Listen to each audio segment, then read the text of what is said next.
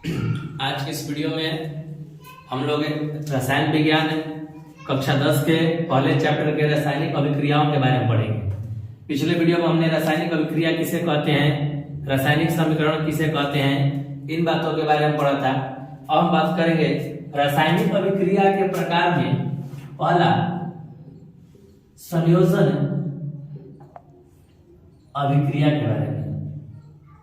संयोजन अभिक्रिया, combination reaction,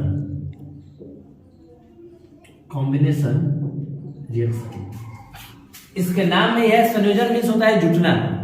जब दो छोटे छोटे परमाणु या अणु आपस में जुड़कर एक नए पदार्थ का निर्माण करते हैं तो उसे संयोजन अभिक्रिया कहा जाता है।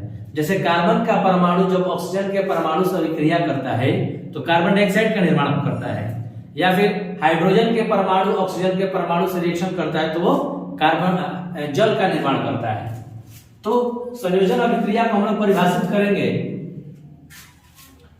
कि जब दो या दो से अधिक पदार्थ आपस में मिलकर नए पदार्थों का निर्माण करते हैं तो उसे संयोजन अभिक्रिया कहा जाता है। जैसे ध्यान देंगे, जब कार्बन ऑक्सीजन से अभिक्रिया करता है तो कार्बन डाइऑक्साइड का निर्माण करता है, या फिर देखा जाए तो हाइड्रोजन ऑक्सीजन से अभिक्रिया करता है तो जल का निर्माण करता है। इसके बारे में यदि विवरण लिखना हो तो इसको उदाहरण को स्पष्ट करेंगे और लिखेंगे कि जब कार्बन ऑक्सीजन से अभिक्रिया करता है तो कार्बन डाइऑक्साइड का निर्माण करता है, जिससे एक नए पदार्थ का निर्माण होता है। इसके बाद हम दूसरा अभिक्रिया वियोजन या अपघटन अभिक्रिया के बारे में पढ़ें। दूसरी अभिक्रिया है वियोजन या अपघटन अभिक्रिया, डीकम्पोजिशन रिएक्शन। इसके नाम में है वियोजन अपघटन, मतलब होता है टूटना। कभी भी एक सिंगल परमाणु नहीं टूट सकता है, जब भी टूटेगा तो अणु या यौगिक। तो जब कोई यौगिक टूटकर दो छोटे छोटे अणुओं का निर्माण करता है तो उसे वियोजन अभिक्रिया कहा जाता है। जब कोई यौगिक टूटकर दो छोटे अणुओं का, दो या उससे अधिक भी हो सकता है, अणुओं का निर्माण करता है तो उसे वियोजन अभिक्रिया कहा जाता है।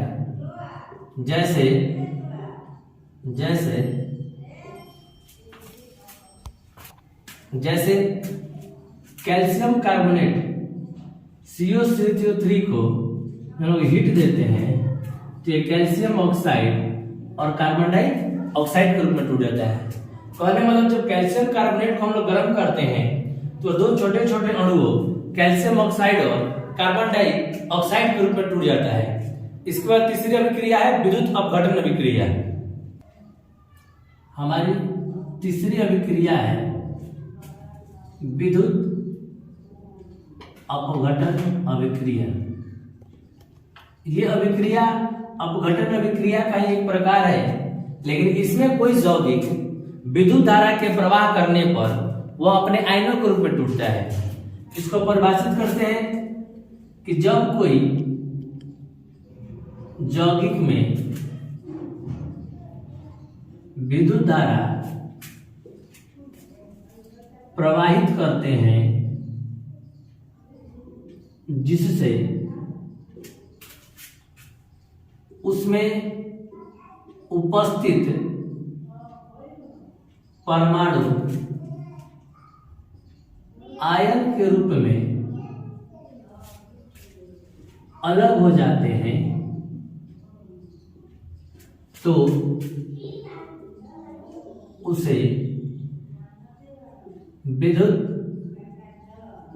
अपघटन अभिक्रिया कहते हैं। इसका सामान्य एग्जाम्पल हम लोग समझेंगे।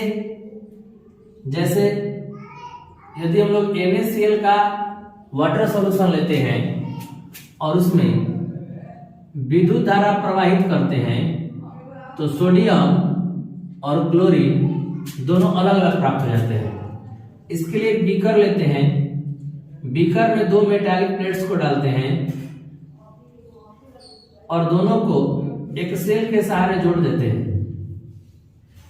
चूंकि इधर धन आवेश जुड़ा है तो पॉजिटिवली चार्ज एनोड होता है, ऋण से ये कैथोड होता है। और इसके वाटर सॉल्यूशन में NaCl डाला हुआ रहता है तो सोडियम जो होता है पॉजिटिवली चार्ज होने के कारण कैथोड प्लेट पर चला जाता है और क्लोरीन नेगेटिवली चार्ज होने के कारण एनोड प्लेट पर चला जाता है।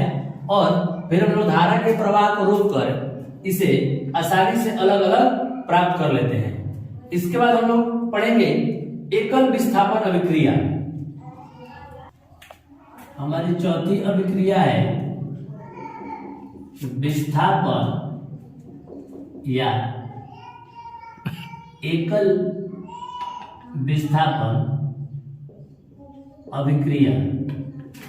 इसके नाम से यह स्पष्ट है कि कोई एक दूसरे को हटाकर उसकी जगह खुद ले जाता है। मतलब यदि किसी यौगिक में कोई धातु उपस्थित है, उसे कोई अन्य धातु जो उससे अधिक क्रियाशील है उसे स्थापित करके उसके स्थान पर खुद चला जाता है तो उसे एकल विस्थापन अभिक्रिया कहा जाता है। मतलब अधिक क्रियाशील धातु कम क्रियाशील धातु को विस्थापित कर देता है। जैसे कि एग्जाम्पल समझेंगे, यदि कॉपर सल्फेट के वाटर सॉल्यूशन में फेरस को डालते हैं हम लोग तो फेरस अधिक क्रियाशील होने के कारण क्या करता है तो कॉपर को डिस्प्लेस्ड कर देता है और फेरस सल्फेट का निर्माण करता है। तो इसमें क्या जाता है कि जब कोई एक तत्व किसी यौगिक में उपस्थित कम क्रियाशील तत्व को विस्थापित कर देता है तो उसे विस्थापन अभिक्रिया कहा जाता है। इस क्रिया के दौरान कॉपर सल्फेट का कलर भी चेंज हो जाता है। कॉपर सल्फेट का नीला कलर जब फेरस सल्फेट बनता है तो हरे रंग में परिवर्तित हो जाता है। तो जब कोई तत्व किसी यौगिक में उपस्थित तत्व को विस्थापित कर देता है तो उसे विस्थापन या एकल विस्थापन अभिक्रिया कहा जाता है। जैसे में आपके सामने है, जब कॉपर सल्फेट के सॉल्यूशन में फेरस को डाला जाता है तो फेरस क्या करता है तो कॉपर को डिस्प्लेस्ड कर देता है और खुद उसकी जगह पर फेरस सल्फेट का फॉर्मेशन करता है। जो कॉपर सल्फेट का नीला कलर होता है, जब वो फेरस सल्फेट होता है तो हरा कलर में बदल जाता है। कभी कभी आता है कि फिर कॉपर सल्फेट के वाटर सॉल्यूशन में फेरस को डालने पर क्या होता है, तो उस स्थिति में देखेंगे कि जब कॉपर सल्फेट के जलीय विलयन में फेरस को डाला जाता है तो फेरस कॉपर को विस्थापित कर देता है और फेरस सल्फेट बनाता है और कॉपर को अलग रिलीज करता है। इस क्रिया के दौरान कॉपर सल्फेट का नीला रंग हरे रंग में परिवर्तित होने लगता है। इसके बाद आपके पास है कि विस्थापन के बाद द्विविस्थापन अभिक्रिया। अब है 5 नंबर में द्विविस्थापन या उभय विस्थापन अभिक्रिया। ये ध्यान देंगे कि परीक्षा में इन दोनों अभिक्रियाओं में अंतर आता है। डबल डिस्प्लेसमेंट रिएक्शन, चूंकि इसके नाम में ही है डबल, इसमें होता है क्या कि दो जो कंपाउंड होते हैं अपने आयनों को एक्सचेंज करते हैं। जैसे कि सोडियम सल्फेट और barium chloride NaSO4 plus BaCl2। जब सोडियम सल्फेट और बेरियम क्लोराइड आपस में रिएक्शन करते हैं तो रिएक्शन के बाद बेरियम सल्फेट और सोडियम क्लोराइड का फॉर्मेशन करते हैं। इस क्रिया में हम लोग क्या देखते हैं कि जो सोडियम पॉजिटिवली चार्ज है, sulphate negatively, barium positively, chlorine negatively, इसका पॉजिटिव इसके नेगेटिव के साथ और इसका पॉजिटिव इसके नेगेटिव के साथ, दोनों आपस में आयन का एक्सचेंज करके दो नए यौगिकों का निर्माण करते हैं। मतलब वैसी रासायनिक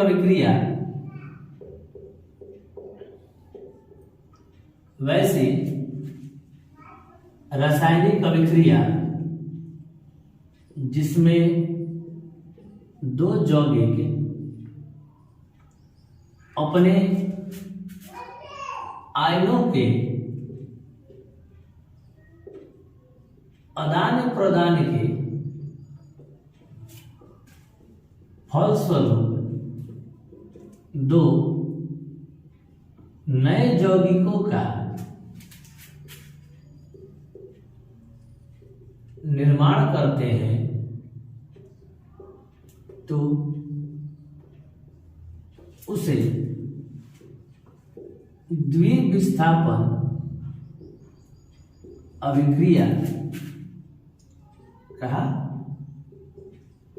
जाता है। जैसे में इसको नोट कर लेंगे, इसके बाद आगे क्रिया देखेंगे हैं।